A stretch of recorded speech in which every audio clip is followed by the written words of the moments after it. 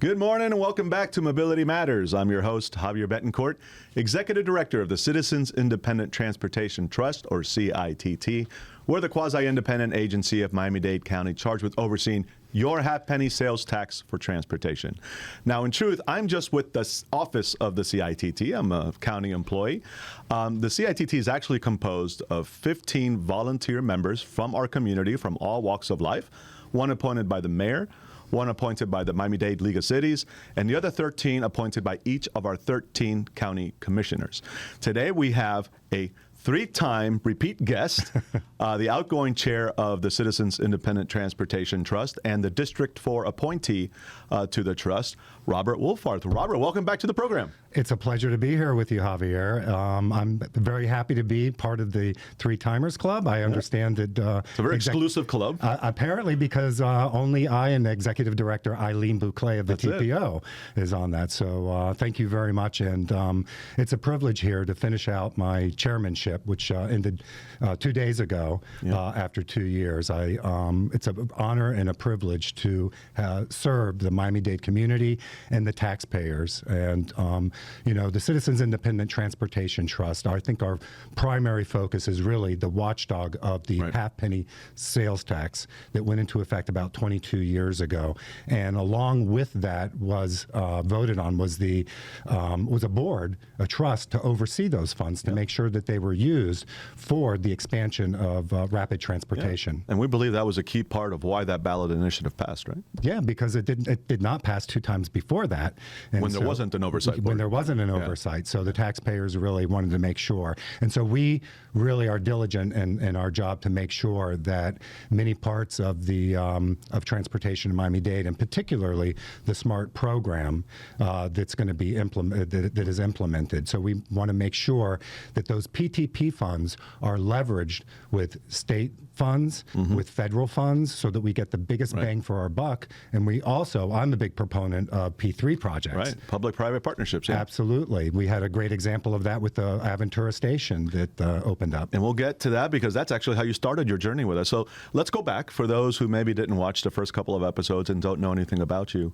Talk to us about your background and your journey to the CITT. How did you end up in this role? Well, sure. So I'm a native Miami, and actually a fourth-generation Miamian. My grandparents came down here on both sides, early part of last century. And so I grew up in the Morningside neighborhood, now called Upper East Side. Wasn't so fancy when I was growing up there. And I went away to school to study architecture at Cornell University and the University of Florida. And I did an internship out in San Diego. Called my dad up one night and I said, I really miss Miami. Yeah. So happens to a lot of us, yeah. I very quickly moved back to Miami, settled in Miami Beach, and was kind of part of that, that kind of catalyst that kind of got Miami Beach going again. And so I developed a real estate career, did a lot of single family and multifamily apartment building conversions to condominium, expanded to a lot of the transportation areas, particularly around Dadeland Mall, where it was very close to Dadeland South and Dadeland North. And just made a career out of it, expanded out to 3 counties.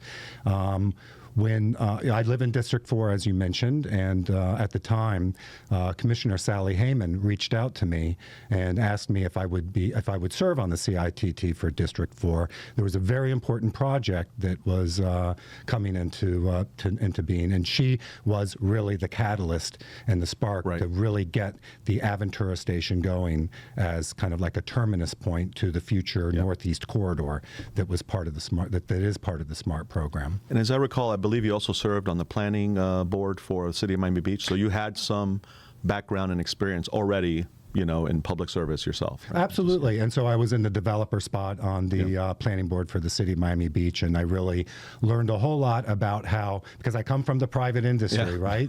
And so it's very different when you're sitting on these government boards. So I really learned a lot, and I think that gave me kind of like a head start to be able to understand how the CITT works, how we work with the Department of Transportation and Public Works, how we work with Miami-Dade administration, how we work with the Florida Department of Transportation, the FTA, and all the acronyms. All you the name acronyms, it, we work with them. And also a lot of the activists that are out there that are transportation activists as well. who are great, right? Because that's an important piece of the puzzle, and those are in many ways the people that we represent. We're here to represent the citizenry and the community. That's right, because it's ultimately about what the public wants also.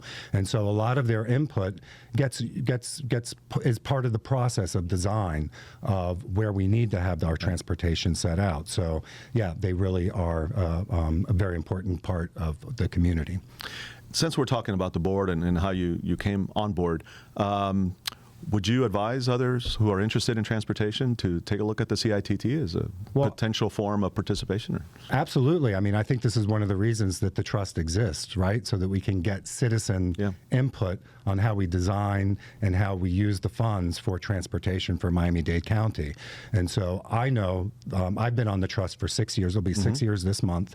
And that term has been very effective. We've accomplished so much in that time period, and especially over the past 2 years while I was chair. And so if you are interested and you have thoughts about transportation, if you're in an area of the county, because as our executive director mentioned, we are a board of 15 and each county commissioner appoints from their district. Right now we have district 9, 10, and 12, which are basically Southwest and West Dade. And if you are interested in joining, please, you should go to our website, which is miamidade.gov/CITT, and you can learn how to become a member, and you can make application. You can reach out to our executive director. And I would encourage anyone who's interested, regardless of whether there's a vacancy, to apply, because even if there's someone in that seat, they may be termed out at some point, and we'll have those applications kept on file for the future. So it's been a great experience, I know, for Chairman Wolfarth, and everyone who has served seems to enjoy it and feels like they make a difference. So we do encourage people to apply. All right, so let's fast forward. You started 6 years ago. Your first meeting was probably one of the most critical ones we've had. It was the approval of the Brightline Aventura Station project, as you said. And ironically enough, your last meeting as chair also kind of dealt with that topic, and we'll get to that. But let's talk about your chairmanship. We have our terms for chair are 2 years. And a lot can happen in those 2-year timeframes, even though transportation projects tend to take a long time. For whatever reason, your tenure really covered a lot of ground. So talk to us about some of the things that were accomplished or some of the initiatives that were launched under your chairmanship. Well, sure. And I'll go back to the SMART program because that's very important to me. And I think one of the first, we have about 6 or so legs of the SMART plan going into all different areas of the county, east, west, north, and to the south. And I'm very excited because we've worked very hard on getting the South Corridor open, and that will be opening later this year. It's a 20-mile stretch from Dadeland South to Homestead with 14 iconic stations in between. This is going to be BRT, Bus Rapid Transit, Metro Express, and we have preemption on this line as well. So arms will come down so that... Just like a train, right? Just arms will come down to keep traffic from coming in. That's right. And so we have about 40-something buses that are dedicated to the South Corridor. They are electric buses.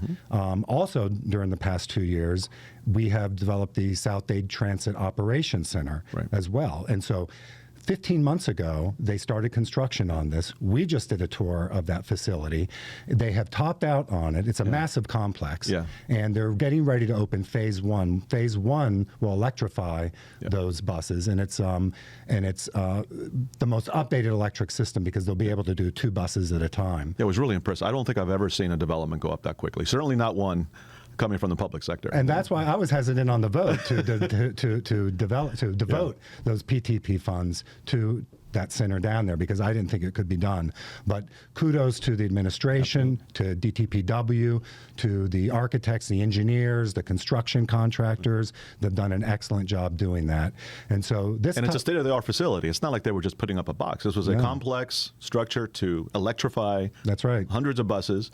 And it's the first of its type in the nation, purpose-built electric charging center, right? Exactly. I think it's on a 19-acre campus or something like that. So, so that that will be a game changer because not only that, we have micromobility, first mile, last mile, that will be able to connect to the spine of the South Corridor. We have the South Dade Trail, which is going to be connecting to the underline, which will end in Dadeland. So you're going to have this continuous space from basically the Miami River all the way down to Homestead, but that'll be a public trail that our residents will be able to use. Look, and we know that some people were hoping for, expecting Metro Rail, and may be disappointed that they're getting bus rapid transit instead. But the reality is this service is going to act very much like a train would have. In some ways, it might even be better because, it has more flexibility built into it. And the stations are even nicer than Metro Rail stations because they're air conditioned and they're at ground level, so they're more accessible. Yeah. So, what I'm telling people is give it a try. Give it a try before you judge it, and I think they're going to be pleasantly surprised. Well, it's ground level boarding too. Yes. So that's ADA compliant. You feel like you're walking into a train, and to a lot of our members when we were voting on this, it was important that in the future, when we do have ridership increase, that's right, that we'll be able to transition into a Metro Rail system that will continue on the way down. So we will have that ridership. I'm sure of it because we have a lot of exciting development that's happening off of a lot of the TODs, transit-oriented development. Yeah, let's talk about that. Yeah. So that's a good pivot point. Given your background in development and land use, I know this is a topic of particular interest for you. First of all, for those who may not know, what is a TOD or TOC, and why is that important to the overall transportation and transit system? Well, a TOD is transit-oriented development. So the reason this is important, and it happens on transit lines and hubs where stations are. I think this is really important for Miami-Dade County because we are built out. We are up to the Everglades UBD line. We're not going past that. I think there's consensus on the Miami-Dade Commission at this point in history that we are not going to infringe upon the Everglades anymore. We have Broward County to the north, we have Biscayne Bay and the Atlantic Ocean to the east. So we have to grow to be successful. We will grow. People are moving down here. And so one of the smart ways to develop is on transportation lines and on transit-oriented development. Some of the advantages is that you get increased FAR, floor area ratio, which means you get greater density in appropriate areas, because that's very important too. You have to have community buy-in. Can be context sensitive, absolutely. That's right. You have lesser parking requirements because people will be able to travel on transit and they'll be able to get to their schools, they'll be able to get to their jobs, they'll be able to see family, go grocery shopping. And we have a lot of examples of very successful and completed TODs that have already been there were a ton that have either been opened or launched under your tenure. I mean, I have never seen that much activity in TODs than I've seen in these past few years. So they've really made it a priority. The development community is responsive because, like you said, where else are they going to go? Yeah. So what are some of those projects that... Well, and there's incentives for the developers as well. And so that's important also. And the county makes certain requirements. We have student housing, like in South Miami Station. We have increased affordable housing in some of the other ones. So just off of our original Metro line, we have several that have been completed and are in the process of being finished. We have Grove Station, for instance. Beautiful, beautiful complex. And I think that the height is an appropriate area because we don't want too much height in certain neighborhoods. So I think we're up to like 13 stories or something like that in Cocoa Grove Station. Some areas may demand a little bit more height, may agree or not about Douglas Station and the height there, but you do have the density. And what we're able to do, because a lot of these are the original stations that are along Metro Rail that it's now over 40 years old, is we were able to get the developer for Grove Station to come in and renovate Grove Station. And I think to some extent also on Douglas Station. South Miami is another area, another station that's very successful. And so we will be having more TODs coming as we complete the South Corridor. We're going to be having Homestead TOD. There's one on 168th Street, I believe. And then we have another one in Cutler Bay and Perrine. The Southland Mall, which is going to be an enormous redevelopment, and introduce a lot of great components there too. So. So once we get that, ridership up, we can improve the transit that was promised to that community so long ago. So South Corridor, very exciting. And again, give it a try, folks. I think you'll enjoy the experience and save a ton of time. What are some of the other corridors that kind of had advanced under your tenure? Let's talk about one that's near and dear to your heart, Well, Northeast. Northeast corridor is from a big part in my district, District 4. Yeah. And so what that will do is that will carry us from Miami Central Station, which, by the way, over the past 2 years, we also got Tri-Rail to come in there. So Miami Central is an incredibly beautiful station. You know, Miami in its very early days had a train station. It's the TODs of TODs. I mean, literally the housing is built over the train tracks. And where it should be, because that's downtown. So you're going to have much more density in that area. But here, you know, there you have not only our Better Bus Network that's in there, but Miami Trolleys that are in there, micro mobility that's in there. But we have Tri-Rail. Right. We have the Metro Mover. We have it's Metro our Grand Rail. Central Station. And it really is. And it's really a pleasure to go in there. Brightline did a beautiful job doing that. So that's going to carry us north up to Aventura Station that's been already completed. And we are going to have some stations in between. Right. I hear between 3 and 5 stations. Yeah, somewhere there. Somewhere in that. One that will definitely take place is on a FIU station, they'll call it, because it's on 151st Street. So that's going to be the FIU Biscayne campus. That's a FIU Biscayne campus, exactly, on Northeast 151st Street. We're going to have another one, I think, around 79th Street to carry 79th Street, and then I believe the other 2 around Wynwood and Design District. Yeah, there's going to be 2 that are closer together, and I think that could be appropriate because as you move further to downtown, you have much more density, and you're going to have people that are going to want the Design District, and you're going to have and Wynwood area and Midtown area, and there we have some other opportunities for some P3 partnerships with some developers that are in there, and you know, we don't need fancy stations for that. Basically, a platform people can get on and off, make it very simple, so it doesn't need to be grandiose.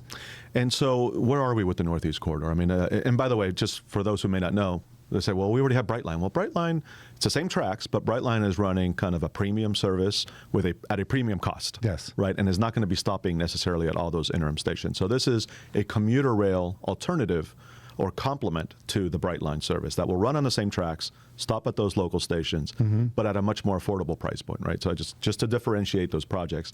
But where are we with that project? Yeah, is it moving forward?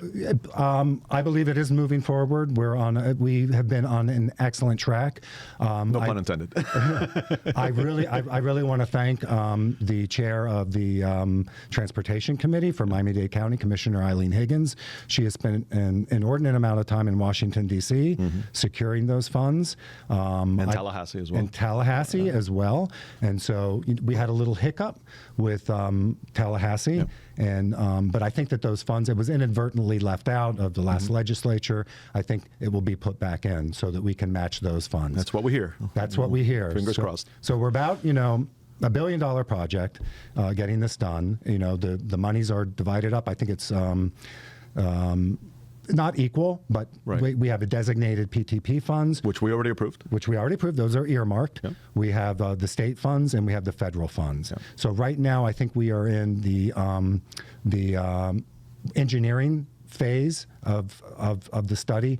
We had got a very high medium approval for the density for the use. So that's why we got $486 million, I think, designated from the FTA for that. And that was approved in the last administration. Now it just needs to be approved through Congress. Okay, so those South Corridor for sure going to open. Northeast Corridor looks pretty promising. Another 3 corridors are kind of in the works, right? And we continue to pursue those. So that's the Beach Corridor, again, something near and dear to you. The East-West Corridor and the North Corridor. Yeah.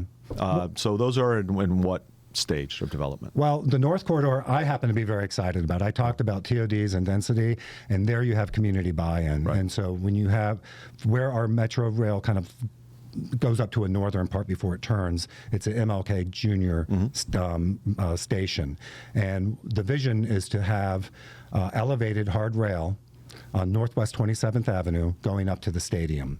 And to the Broward County line even. I think it goes a little beyond, Yeah, to the Broward County line, because we have a lot of commuters that come in. So we're trying to participate and work with Broward County as well, because transportation just doesn't stop at the county line. No. And we're one region. Yeah, we are one transportation region.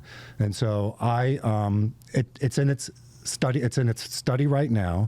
I know that Miami-Dade is committed PTP funds. we will be committed to putting those funds. I think it's an extremely important corridor. And again, this part of the community was promised elevated hard rail 22 years ago when this was voted on. And even further than that, right? They've been promises since the beginning of Metro Rail, I believe. So absolutely. We definitely owe that to the community. And it'd be a great project with a lot of economic development potential. So, and I know you've been a champion of that throughout your tenure, not only as chair, but as a member. So, and then East-West? East-West, we have 2 park and rides that we've opened. We have Dolphin, and we have the Tamiami? Yeah, Tamiami one. So Dolphin, they're going to be breaking ground early next year for a TOD there, which is very exciting. It's actually kind of cool because it's a suburban TOD, which is a bit unusual. To your point earlier, TODs tend to take place in these urbanized areas. Right. And here we have one, on the western outskirts of our county. So it just proves the point that these people want these. They want to live near transit. That's right. Yeah. That's right. Especially younger people that are moving into Miami-Dade, and so we have a lot of young people who are moving in from urban areas like New York, for instance, or San Francisco, where they have the BART system, and so they're used to having this transportation, and that's why like urban areas like Brickell, Edgewater, and downtown are very appealing to them because you don't even need a car to get around in a lot of those areas. Another corridor that we're looking at right now is the beach corridor. We definitely have the ridership there, very, very dense from an extension of Metro Mover maybe to some landing point onto Miami Beach. The county has heard the city of Miami Beach and their concerns. So the county is addressing those concerns because we want to be respectful. Some of the concerns are the density that we mentioned earlier. Yeah. So this is a historic district that it would land in. So we are very protective of our historic districts, very protective. And we already have a lot of density that's on the west side of that area right now, which is about Collins Avenue and 6th Street. And so we don't necessarily need the density in a TOD in that particular area because we already have heavy ridership that would be there. Right. So I know that there's yet another, that's almost like another $1 billion project that we're working on right now. PTP funds have been allocated for that. I think we have a certain amount of funds for the state that's allocated to that. I wish we could get the feds involved in that because we do have such high ridership. I think it would be in their interest to maybe, open up the conversation. I know Commissioner Higgins will still be an advocate, as well as Commissioner Regalado, who is the vice chair right now of the Transportation Committee. So we have wonderful leadership. We have a great new director of DTPW, Director Stacy Miller. She used to be District 6 Secretary for FDOT, so she knows this area very, very well. And so I'm very happy. We have a great relationship with DTPW, especially now under her leadership. And she's got a great connection in Tallahassee and by way of Tallahassee through the federal government as well. Absolutely. And check out the program with Director Miller. She was on when she was FDOT District 6 Secretary. We'll have her on hopefully in the near future now as DTPW Director. So let's shift gears a little bit. We talked about the PTP project. Let's talk about the CITT and some of the initiatives that were kind of either launched or enhanced under your tenure. A lot happened there as well, especially in the area of community engagement. So I think we're both on the same page that one of the important roles we play at the CITT is to inform and educate the public on what's happening with their taxpayer dollars and also to hear back from the public on what they want. So what are some of those initiatives that have either been launched or have grown under you? Well, let's see. Let's pick one first. So I'm going to pick the community outreach and engagement, where we've been going to a lot of the municipalities under Chair Meg Daly's guide. And I think it was a great suggestion that she had to reach out to community. She's very community-oriented. She is. And she's the chair of the Community Engagement Committee, right? That's correct. And she's now, congratulations, Meg, she's now our second vice chair. Right. So I'm very happy about that. We have great officers now that are on the CITT. But we, and you particularly, along with staff, have been going out to a lot of municipal,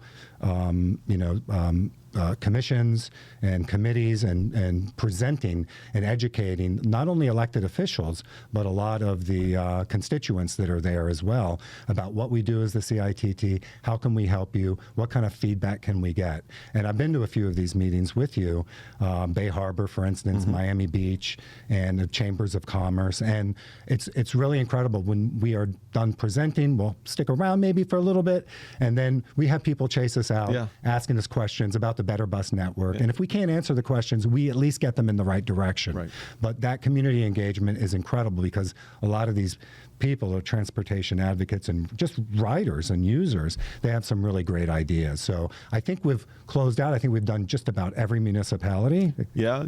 All but a couple who didn't invite us, so which is fine. Yeah.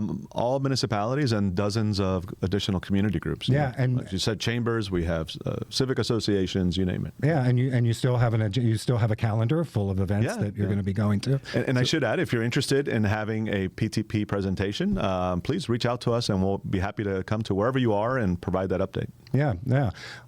Another thing that we've been really great and I'm very excited about is our ambassador program. Yes.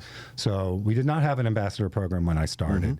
And so, great idea from the office, particularly you were the catalyst for this, and so it's very much appreciated. But we basically, 2.5 years ago, right before I became chair, started with just a small handful of ambassadors. So our ambassador program are people that are out there riding transit. They can apply and go online to miamidade.gov/CITT, and they can find out about our ambassador program. But what you do is you give feedback through an app, and you get rewards for the amount that you give the feedback. And it's extremely helpful, because we use this feedback to get back with DTPW so that we can improve the service for the community. Right. So you are our eyes and ears that are out there. We have become a model for really the country. A lot of other transportation jurisdictions, I've reached out to the office of CITT asking for information about our ambassador program. Nothing quite like this exists out there. So we kind of had to create it from scratch. And I have to give all that credit, by the way, to the program coordinator, Cheryl Mizell, who really just built this out of nothing. And no time at all, we're up to 200 ambassadors, right? So absolutely. Now we're still looking for more, to your point. Yeah, so, we'll be celebrating 3 years next year, and I know we have a goal of 300 ambassadors, so if you would like to be an ambassador, you should really apply. We've also started our ambassador recognition programs, too. Right. So on a monthly basis, we recognize our ambassador of the month based upon the surveys that they do and the points that they get. We recognize our ambassadors of the quarter that go before the Transportation Committee at Miami-Dade County Commission, and we recognize our ambassador of the year. And we had our second ambassador of the year last year at Casa Cuba in South Miami, where Mayor Danielle Levine Cava joined us to present our ambassador of the year. And it was co-hosted with Miami Community Newspapers. That's right. Thank you very much. Thanks, guys. And it was the house was packed. Yeah. I could not believe it. And so it seemed like everybody was there. So that brings kind of recognition to the program that we've done. Absolutely. So I'm very, very proud of that program as well. You've been a huge champion, so we thank you for that. Yeah. And you've always been at those meetings where they're recognized. I think you take a lot of joy in that, so thank you. Let's finish up the community engagement conversation with this little podcast I've heard of. Have you? Oh, no, not yet. Not yet, guys. This little podcast that we have here. What's it called again? Oh, Mobility Matters. Oh, thank you. Mobility Matters is, I think, what number? You're almost at 100 shows. We're almost at 100 shows. Can you believe that? No. Yeah, well, I've done 3 of the 100. So thank you for that. We might bring you back for the next 40. And it's been amazing, because this show is so important, because transportation really affects everybody's lives, right? And so, you just don't bring on transportation experts, right? Although that's very important. Right. But you bring in other experts for the community. Environmental, for instance, Sure. All the issues that intersect with transportation. All the issues that intersect with transportation. Which is practically everything. Right. And so, this program has been really amazing. I'm very proud of it. And, to 100 more shows. Thank you. And we'll get you into the 5-Timers Club at some point, right? Just like SNL. So you got a couple more to go. Yeah. So one last thing, and then we'll move to something I want to show you. You're the outgoing chair. Yes. You've had an amazing run. And really, what you've done as chairman, there's no comparison, right? I mean, you've really put your heart and your time into doing it. You are the most prepared person, at our meetings. And so thank you for that. We have an incoming chair, Mary Street, who was elected at our last meeting. Any parting words of wisdom for her? Well, first of all, congratulations, Chair Street. I think you're going to be a fantastic chair. I learned a lot from the two chairs that were prior to me, Chair Oscar Brennan and Chair Joe Corbello, who ran professional, succinct meetings where they allowed the public to come in and speak. They were respectful to all people that came up to the podium. They let all members have an opportunity to speak on an item, anything that they wanted to. It was civil. And I'll tell you, I don't credit that to me. I credit that to the members that we have, because we have a incredible professional diversity of the membership that we have there. We come from every district of Miami-Dade County. We come from every single different background. Right, every profession. Every profession, and it really adds a whole lot. And, we are all very civil with each other. And, and I think, she is, she's very smart. So I have confidence in her running a meeting very well. And I think, she is, I would say engagement with the community is very important. Let us, you are now the spokesperson for the CITT. And so I think that that's very important when you're going out to the community and you're representing the CITT. And so, I know you'll be well versed on the issues, as you already have. You've been a member for many years, and you're very eloquent, well spoken, and you ask the smart questions on the items that come up. And so I have every faith in you, and I think you're going to do really well. So that's my advice to her. Okay. Agreed, and I have no doubt that she will represent the CITT well. And speaking of that, I think the members felt that you really represented the CITT well as an organization and as a body, and that you gave all the credit to the members, but really that decorum, that level of collegiality really starts at the top. The chairman really sets the tone. And so the board members felt so strongly about it that they gave you a little parting gift. And let's see if we can cue that up now. It also comes from the executive director. Oh, he has nothing to do with it. And a phenomenal staff. Absolutely. I have to mention your phenomenal staff. So the staff is incredible, and they do the heavy lifting for us. What do we have here? Well, we have a little video that we spliced together. And let's see. This is the first time we do this here on Mobility Matters, so we're going to see how it works out. Yeah. Well, I like the montage so far. There we go. I don't think you have enough time for me to share all the wonderful things I have to say about Robert. He has been not only a great board member, but a superb leader of the CITT and chair of this organization. We're coming to the end of your great reign. As I like to say, you're the good Robert, or Robert the Great. You've really taught us a lot over the last few years. He is classy, he is decent, he listens. He is effective, he knows his stuff. You're a really good person with integrity and transparency, and you're there to do the work and to serve the broader community. His positive, his impactfulness.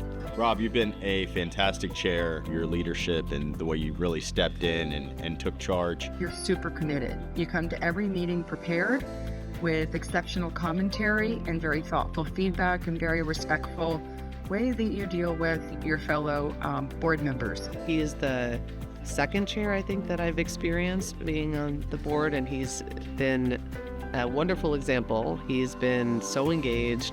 He's on point. He treats everyone with dignity and respect. You've taught us about leadership. You've taught us about standing up for what we believe in. You taught us about fiscal responsibility. He knows everything, every project, in and out. Your leadership as chairman has truly fostered an open environment. Members feel free to express their views. And his respectfulness towards others, and the way you run the meetings, and how active you are in the community. You run a really good meeting, and you cover a lot of material in a short time. I'm sorry to see you go and step down, but I'm telling you, I've loved every minute working alongside you. It made it a lot easier for me to be able to come back, because I always knew that there would be some way, somehow I'd be able to get my point across and be heard and speak on behalf of those people that depend on me to speak for them. Your tireless efforts to champion sustainable transportation solutions have made a lasting impact. He's never lost his cool. He's never told anyone, he's always let everyone to finish their discussions, and he's always kept the decorum of the meeting, which I think is very important. I'd really like to thank him for being so supportive of our members, always being there at any event, any function, any committee meeting. I don't know how anybody is going to meet or exceed the standard that he has set. So sad to see him go. And I am very grateful for the leadership that he's given to the trust. He's going to be sorely missed. And I want to say thank you for your years of service on the CITT as chair. Thank you. You will be sorely missed, and I hope to ride bikes with you again in the Netherlands. Take care, brother. Thank you so much for all of your service. You've been a shining example to myself. Thank you for being a driving force for positive change in our community. Thank you again for your leadership. I look forward to continuing to work with you on CITT. We wish you the very best in your future endeavors. And Robert, thank you for being a true mobility champion. We wouldn't have won this wonderful award without you. This one's for you, buddy.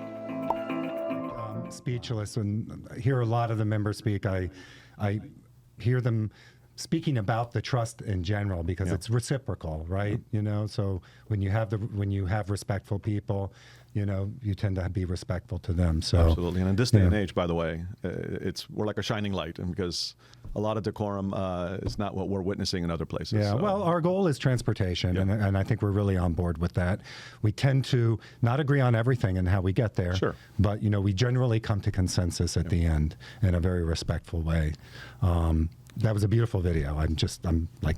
Well, as you can see, it was all very heartfelt. You've really been an amazing chair. Now, the good news is you're not going anywhere. You're going to stay on as a member, right? I will. Okay, we're going to hold you to that because you really offer such valuable input and feedback, and you've just been amazing. So I look forward to continuing to work with you for many years to come. Many years. I'm the second longest running trust member at this point. Oh, good. Okay. Yeah, so you're going to have to break that record. So stay on. Folks, that's all the time we have here on Mobility Matters. I want to thank you, Robert, for number one, appearing as my guest for the third time, part of the Three Timers Club, and for really everything you do to try to make our community a better place. Yeah. Thank you very much, Mr. Director. Again, you are such great support and great leadership, and the staff that you have is beyond exception. Absolutely. You know, including those here in the background that no one can see. Including everybody here, Joey, Carla. Thank you, guys. Right, folks. Thanks again. I also want to thank our partners in this endeavor, Miami's Community News, for continuing to host and produce this program. And you can catch us here every other Thursday from 9:30 to 10:30 a.m. And visit us on our website for more information, miamidade.gov/CITT. Apply to become a member. Apply to become an ambassador. Check out some of our previous nearly 100 episodes. A lot of good information there. So with that, until next time, keep moving, Miami.